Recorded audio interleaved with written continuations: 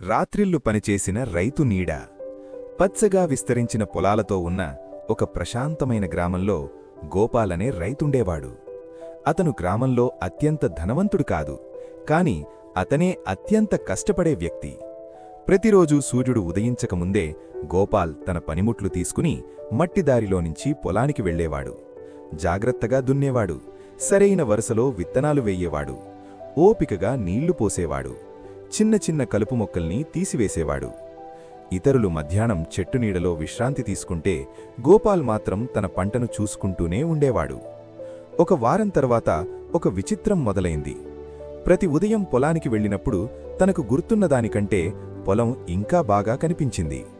మట్టి మరింత మృదువుగా ఉంది, కలుపు మొక్కలు తగ్గిపోయాయి, మొక్కలు ఇంకా బలంగా నిలబడ్డాయి.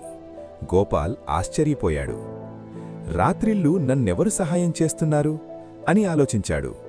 ఒకరోజు నిజం తెలుసుకోవాలని సాయంత్రం పొలంలోనే దాక్కున్నాడు. చంద్రుడు మెల్లగా ఉదయించాడు. వెండి కాంతి పొలంపై పడ్డది. పురుగుల శబ్దం వినిపించింది. చల్లని గాలి వీచింది. గోపాల్ పొలంలో అడుగుపెట్టగా తన పొడవైన నీడ పంటల మీద పడింది. అతను వంగితే నీడ కూడా వంగింది. చేటిని ఎత్తితే నీడ కూడా అలాగే చేసింది. ఒక క్షణం నీడ నిజంగానే పనిచేస్తున్నట్టుగా అనిపించింది. అప్పుడే గోపాల్ నవ్వాడు. అతనికి నిజం అర్థమైంది. ఏ మాయా లేదు, ఏ రహస్య సహాయకుడూ లేదు. తాను బాగా దున్నినందువల్ల మట్టి మృదువుగా ఉంది. సరైన విధంగా నీళ్లు పోసినందువల్ల వేరు బలంగా ఉన్నాయి.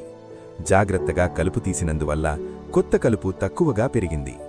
తాను పగలు చేసిన కష్టం రాత్రిళ్లు కూడా తనకు సహాయం చేసింది.